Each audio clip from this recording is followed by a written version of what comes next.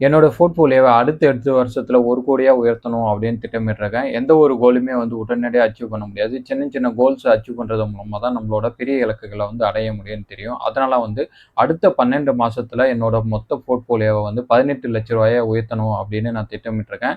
இத நான் எப்படி பண்ண போறேன்? இப்ப என்னோட போர்ட்ஃபோலியோ வேல்யூ என்ன? எல்லாத்தையும் நம்ம இந்த வீடியோல பார்க்கலாம் வாங்க.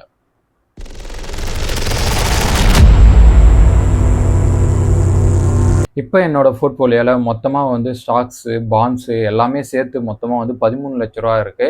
இத தான் நம்ப வந்து அடுத்த 12 மாசத்துல வந்து 18,00,000 உயர்த்த போறோம். அப்படி பார்த்தீங்கன்னா, கிட்டத்தட்ட ரூ. 5,00,000 நம்ம வந்து ஒரே வருஷத்துல வந்து உயர்த்தறதுக்கு திட்டமிட்டுருக்கோம்.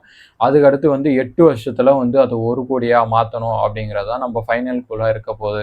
இந்த ரூ. 18,00,000 நம்ம எப்படி அச்சீவ் பண்ண போறோம்னு பார்த்தீங்கன்னா, மாச சம்பளத்துல வந்து ஒரு பெரும்பகுதிய வந்து மாசம் மாசம் கண்டிப்பா வந்து முதலீடு பண்ணலாம்னு திட்டமிட்டுருக்கோம். அது மட்டும் இல்லாம பார்த்தீங்கன்னா, உங்களுக்கு வந்து டிவிடெண்ட்லாம் வரும் இல்லையா? அந்த டிவிடெண்ட் எல்லாத்தையுமே வந்து நம்ப முதலீடு வந்து திருப்பி விடலாம் அப்படின்றத வந்து பிளான் பண்ணியிருக்கோம். இது மட்டும் இல்லாம முதலீடு மட்டும் பண்ண முடியாது. நம்மளோட இந்த முதலீடு பண்றதுக்கான அமௌண்ட் அதிகரிக்கணும்னா, நம்மளோட எக்ஸ்பென்ஸ குறைக்கணும். அதனால எவ்வளோ முடியுதோ அந்த அளவு வந்து நம்ம எக்ஸ்பென்சஸ வந்து ரொம்பவே குறைக்கலாம் அப்படின்றத முடிவு பண்ணியிருக்கோம். இதோட சேர்த்து ஃபைனலா வந்து நமக்கு கம்பெனிலேருந்து ஒரு போனஸ் அமௌண்ட் வரும். அந்த போனஸ் அமௌண்ட்டையும் வந்து நமக்கு இந்த இன்வெஸ்ட்மெண்ட்ல வந்து நம்ம யூஸ் பண்ணலாம்னு திட்டமிட்டுருக்கோம். இப்ப நம்மளோட ஜர்னில பெரிய சவாலா இருக்க போறது என்னன்னு பார்த்தீங்கன்னா, மார்க்கெட் தான். மார்க்கெட் வந்து இப்ப கடந்த 2 வருஷமா பார்த்தீங்கன்னா, ரொம்பவே வந்து இறங்கிட்டே இருக்கு. என்னோட போர்ட்ஃபோலியோ பார்த்தீங்கன்னா, கடந்த 2 வருஷத்துல வந்து பெருசா வந்து குரோ ஆகல அப்படின்னு சொல்லணும்.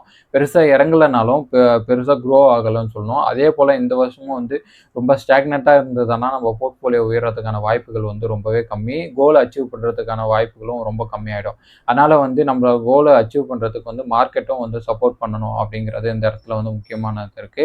2வது பெரிய பிரச்சனைன்னு பார்த்தீங்கன்னா, அன்எக்ஸ்பெக்டடா எதுவுமே வந்து எக்ஸ்பென்சஸ் எதுவுமே வந்துரக்கூடாது. ஏன்னா வந்து நம்ம ஒரு நல்ல பிளான் பண்ணியிருந்தாலும், தேவையில்லாத செலவுகள் வந்து திடீர்னு ஏதாவது வந்துருச்சுன்னா, நம்மளோட இன்வெஸ்ட்மென்ட் வந்து குறையறதுக்கான வாய்ப்பு இருக்கு.